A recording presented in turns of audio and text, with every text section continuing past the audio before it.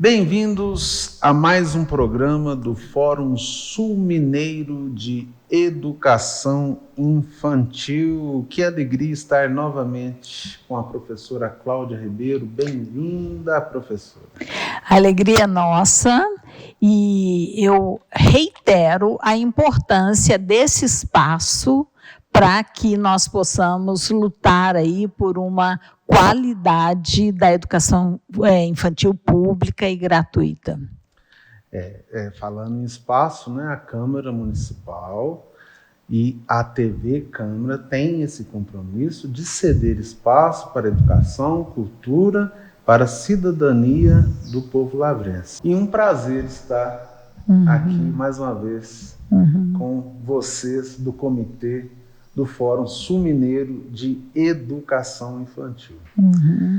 Professora, no programa passado, a gente assistiu à fala da doutora enfermeira Damares, Sim. que falava da retomada das interações presenciais, desafios e possibilidades, e ela terminou o programa passado convidando a saber por que não temos certas medidas sanitárias para a retomada das atividades. Exatamente.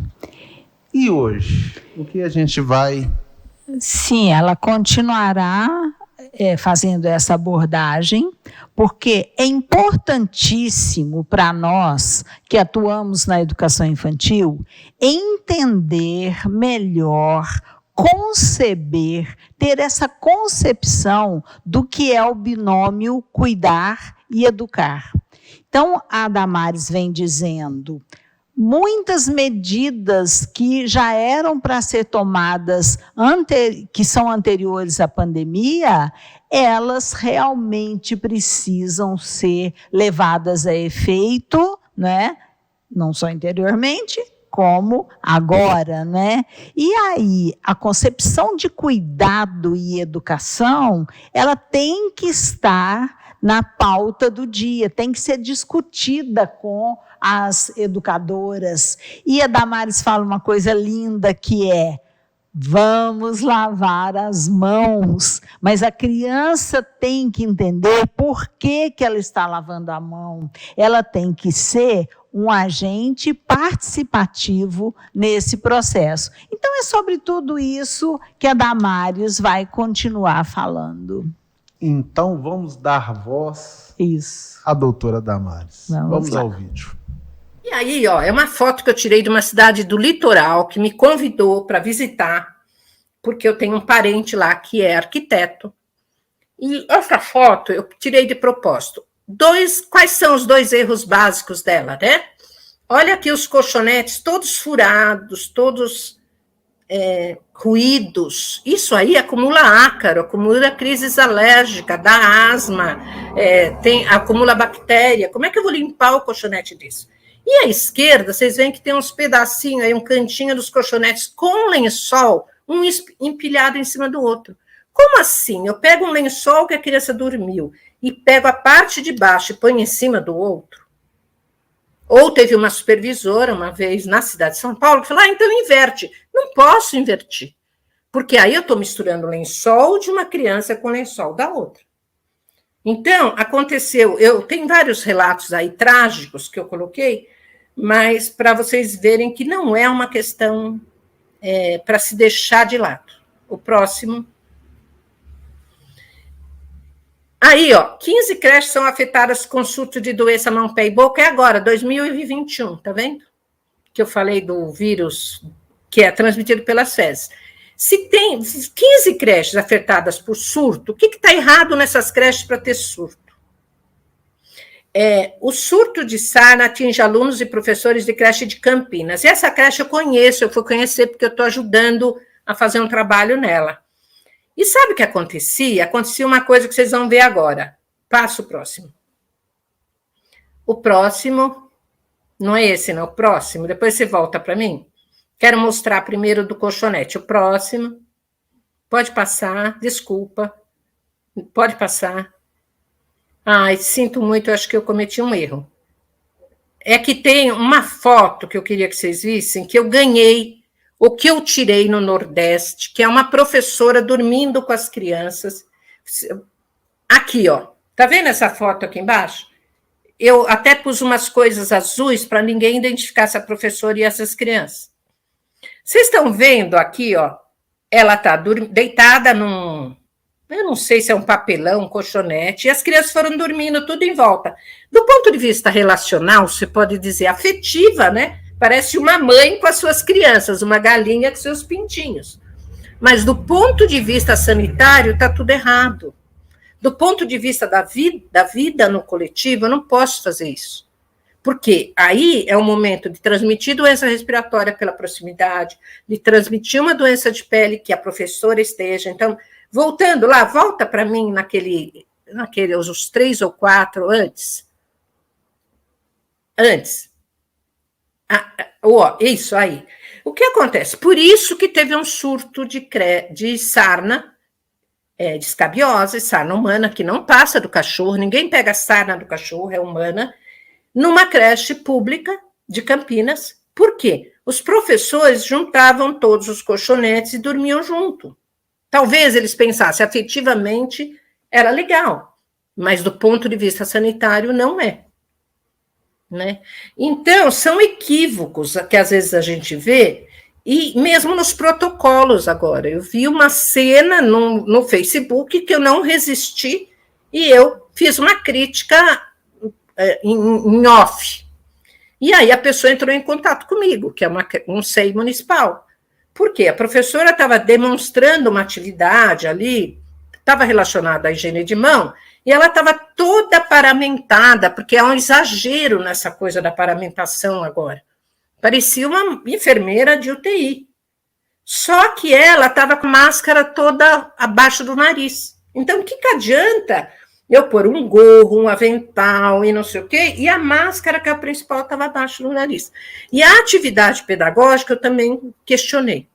Porque uma criança de 2 anos, ela aprende a lavar a mão do ponto de vista da imitação, não é? A criança não aprende com a observação, a imitação, a repetição, a brincadeira, a linguagem. Então, se eu fizer errado, a criança aprende errado. Não é com uma demonstração científica, como os micróbios se afastam, não é isso, nessa idade não é dessa forma que ela aprende a lavar a mão. Que fala contundente da professora. Sim, consistente, profunda e com leveza. E o que fez a doutora Damares? Ela nos enviou vários vídeos, e a Tatinha, nossa assessora de comunicação, está postando esses vídeos e textos, não é, que ela publicou em várias mídias, para que as pessoas possam aprofundar cada vez mais nessa fala que é tão importante. Vamos ao intervalo, a gente volta em 1 minuto.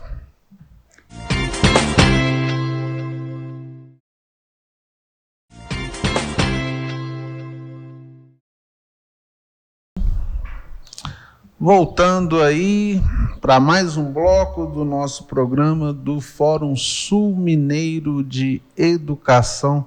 Professora Cláudia Ribeiro, onde a gente pode encontrar esses vídeos? Sim. Eu me referi, né, no bloco anterior que a Tatinha faria postagem para o Fórum Sul Mineiro, mas eu considero que fica mais fácil acessar o canal do Fórum Sul Mineiro de Educação Infantil no YouTube, porque lá, além desses textos da doutora Damares, vocês vão encontrar uma série de outras informações a respeito não só desse momento, mas também da concepção de infância, das construções teórico-metodológicas para a educação infantil. Muito bom. Vamos continuar, então, vendo mais um trecho. Como ensinar o cuidado de si, do outro e do ambiente com vistas à saúde e bem-estar ao longo da vida? Primeiro, corpo e mente são integrados. Por isso que cuidar e educar é inseparável. Não tem um valor maior o educar nem o cuidar. Eles estão altamente interligados Isso é para a vida toda. E eles determinam modos e estilos de vida que vão, ao longo do tempo, determinar o processo de saúde e doença. O que quer dizer isso? Que o modo de vida, aquele que eu às vezes não escolho, nasço numa favela, não tem saneamento básico, dorme todo mundo amontoado no quarto, mas na escola eu posso dar um modo de vida ali, ensinar um outro estilo de vida para a criança com alguns cuidados. O estilo de vida ele é uma escolha do indivíduo, fumar ou não fumar, comer fritura ou não comer fritura, né? Lavar ou não lavar a mão, tomar ou não vacina. Vimos aí o nosso presidente optou não tomar vacina, né?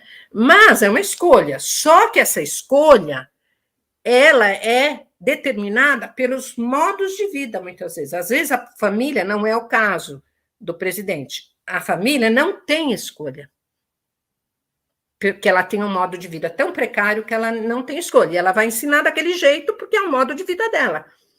E a criança vai ter uma oportunidade da escola também de aprender outros cuidados.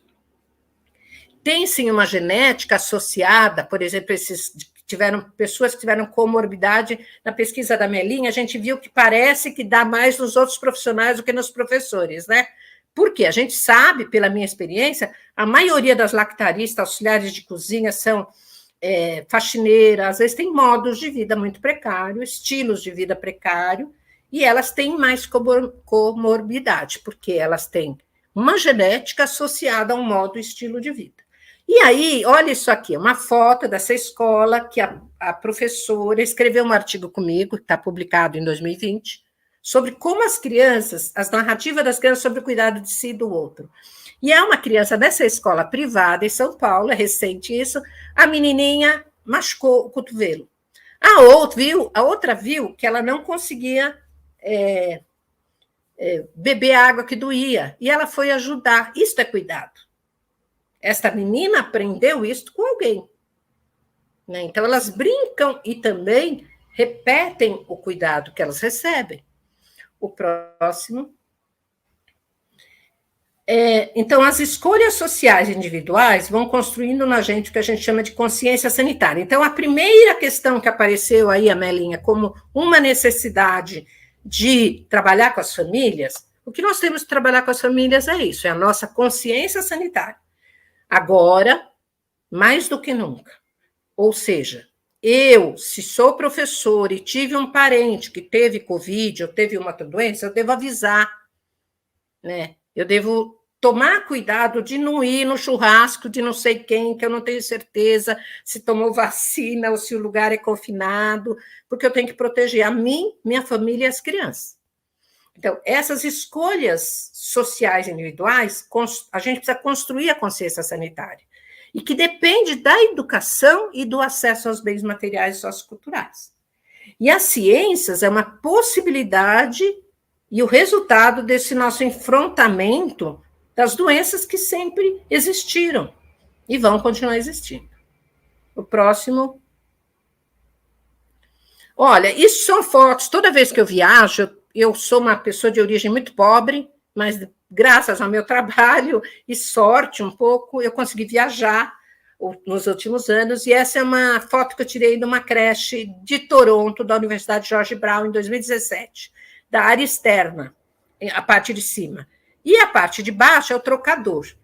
Então, como estão agora os prédios e a qualidade da arquitetura na realidade de ventilação, provisão de ambientes para as crianças de todas as faixas etárias na área externa. Aqui, é uma casinha aberta, as crianças brincam de fazer comida com as... né? E o trocador vê que tem uma escadinha para subir a criança, tem onde lavar a mão. Não posso ter trocador que não tem onde lavar a mão, né? Então, começa com o acolhimento diário e comunicação das crianças, com as suas famílias e com os profissionais que assistem. Como é que a gente estabelece essa comunicação? Essa pessoa do SEI que está me pedindo ajuda em São Paulo, ela tem falado que esse é um grande problema atualmente com os casos de doença mão, pé e boca subindo, porque ela pede para a mãe levar e a mãe traz e fala que o médico não quis escrever. Então, esta relação intersetorial que eu tinha falado para Cláudia, que é o meu desafio final de vida, é o mais difícil. Toda a literatura mostra o quanto isso é difícil. Essa linguagem que a gente precisa construir comum, né? Com a educação e da educação com a saúde. E a saúde, por exemplo, a gente sabe que o programa Saúde na Escola tem ido a muitas creches de São Paulo e pré-escola fazer atividades que eles têm que cumprir uma meta, sei lá, sobre a dengue, vai lá fazer teatrinho de fantoche com as crianças. Não é assim que a criança pequena aprende sobre o dengue. É melhor passear no espaço da escola e ver, e os professores precisam ensinar isso para os médicos, para os dentistas. Eu já tive uma criança na creche pré-escola, que eu acompanhava há 17 anos, que virou para mim e perguntou, tinha uns 4 anos, aquela dentadura que o dentista leva e estava assim em cima, ela falou, é do dinossauro? Porque sim, aquela bocona só pode ser do dinossauro. Então a criança é concreta, como é que ela aprende o cuidado dos dentes, como é que ela aprende, né? E às vezes o profissional médico, o profissional dentista, precisa aprender com o pedagogo. Isso, então é esta troca, assim como o pedagogo precisa aprender sobre as doenças, precisa aprender sobre as precauções padronizadas com o médico, com a enfermeira, com o dentista, como eu já vi escolas privadas que guardavam as escovas de dente tudo errada, né? E ela seguia uma orientação, sei lá de quem.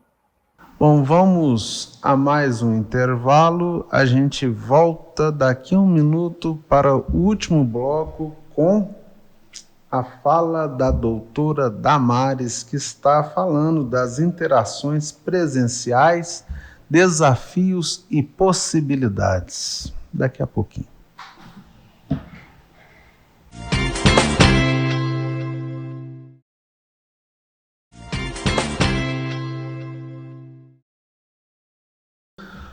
Voltando para o último bloco do programa de hoje, nós estamos aqui com a professora Cláudia Ribeiro, que fala boa da professora doutora Damares. Sim, e conforme nós já dissemos no decorrer do primeiro programa e deste programa, a importância que cada instituição de educação infantil se debruce sobre essas questões que a Damares traz, para muitas vezes desmistificar alguns mitos e construir realmente, reorganizar esse cotidiano com o protagonismo da equipe daquela instituição, não é? Então, como que nós vamos pensar, a partir dessa base teórica que a doutora Damares nos apresenta, como que nós vamos discutir a segurança,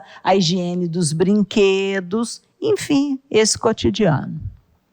Mais um trechinho da professora doutora Damares. Então, esses são os indicadores de qualidade de cuidados em contexto da educação infantil, que no pré-pandemia tem um texto que eu escrevi para o MEC, que chama Saúde e Bem-Estar das Crianças, uma meta, olha o título, uma meta para educadores, familiares e profissionais de saúde, porque sozinho ninguém consegue atingir essa meta. Eu preciso do posto de saúde, eu preciso da articulação com o médico, eu preciso com a família. Não adianta eu reclamar da família. Eu vou ter que negociar. Minha tese, a Cláudia falou, foi uma tese etnográfica, com uma visão antropológica.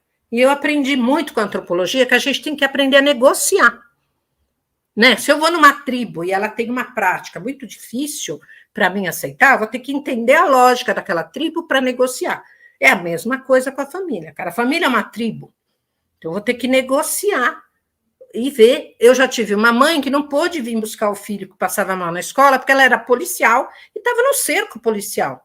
Ela não ia poder mesmo vir, ela era sozinha. Então, eu vou ter que compreender e conhecer as minhas crianças e minhas famílias. Eu não vou me detalhar mais, eu acho que a gente podia... O último, acho que está encerrando. Aí, eu entrei mais na questão do... eu já falei, né? Pode passar as figuras, e eu acho que a gente para discutir. A questão da troca de fralda. E aqui, só para provocar vocês, eu sempre passo essa figura perguntando: quem é que contamina pela respiração? Quem aí? Se você pensar no tamanho do tórax do bebê, da altura que o bebê está, do tamanho do tórax, da força da respiração do adulto. É o adulto que tem a chance maior de contaminar o bebê pela respiração. Se ele estiver de máscara agora por causa do Covid, a criança já não passa tanto quanto o adulto, ele vai se proteger. Né? Eu acho que a gente podia abrir para discussão. Quanto tempo eu ainda tenho? Já se... Acabou. Mas você tem todo o tempo do mundo, porque nós estamos aqui embevecidas com a sua fala e embevecidos. Só passa os últimos para ver se tem alguma coisa. Isso que eu tinha passado, né? A questão do sono e repouso. O próximo. Acho que acabou, né? Aqui, olha que interessante. Eu tenho um artigo escrito na Avisalá em 2005, que a gente fez uma formação para o pessoal da limpeza, eu e a nutricionista, a Elza Corsi. E nesta formação, a gente construiu com elas, o mapa da escola, e a gente usou uma terminologia que a gente usa na área de saúde. Área crítica, não crítica e semicrítica. E combinou com elas, para elas identificarem ali, depois das aulas sobre microbiologia, de uma forma simples, né? Com elas, quais eram as áreas que tinham mais chance de ter micróbios, de ter contaminação. Então, a gente pintou de vermelho, farol vermelho, farol verde, farol amarelo, que é a semicrítica. E, em cima disso, a gente faz uma rotina de limpeza, isso aqui é na creche da Unilever, em cima, onde tem colado. Todas nossas áreas, nas creches da empresa que eu acompanho, tem uma rotina de como aquele ambiente é limpo, qual é a frequência, qual é o produto e qual é a técnica.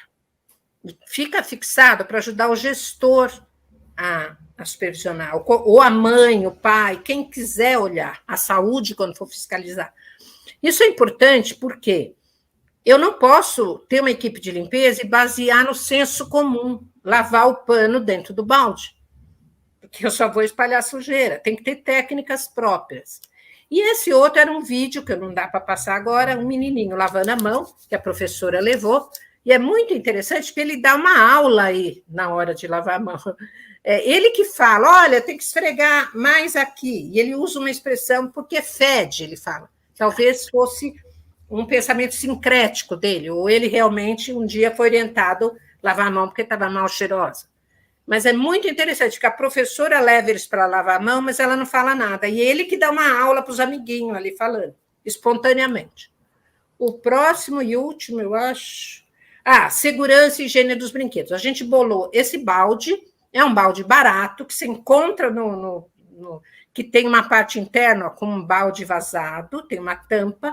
A gente pede para uma pessoa da zeladoria, um pedreiro, um canador, botar uma torneirinha lá para não ter que ficar. E os brinquedos plásticos, claro, os que não são de plástico, não pode lavar.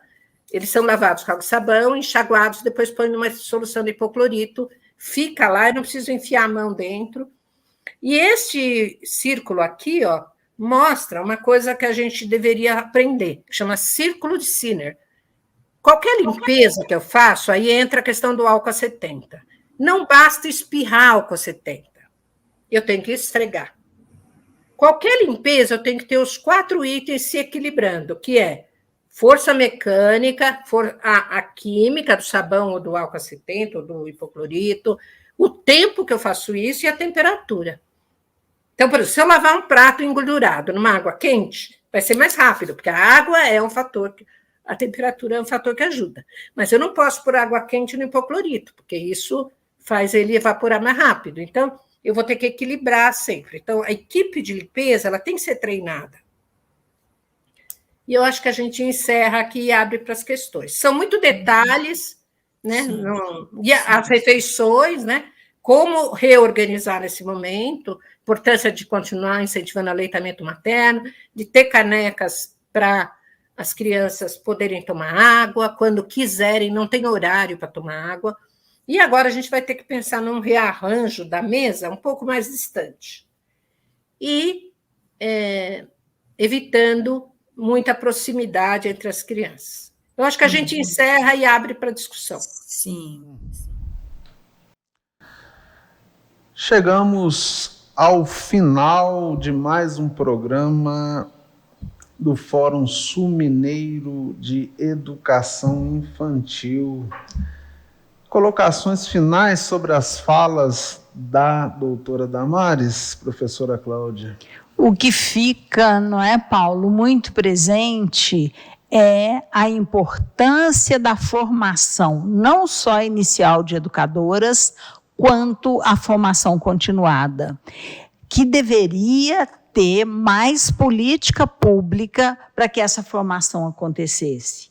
Nós sabemos que as pessoas têm esse compromisso, mas deveria ser um compromisso governamental federal, além dos compromissos pontuais em algumas cidades. E aí, nossa próxima discussão, o nosso próximo programa, será justamente sobre esse tema, formação inicial e continuada de educadoras e educadores. Por quê? Porque nós temos, fazendo parte do Fórum Sul-Mineiro de Educação Infantil, a cidade de Guaxupé.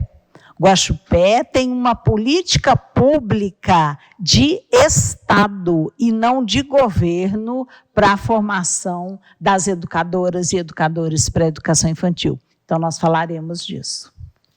Muito bem. Então, estaremos aqui e convidamos todas e todos para estarmos também. Muito obrigada. Até a próxima.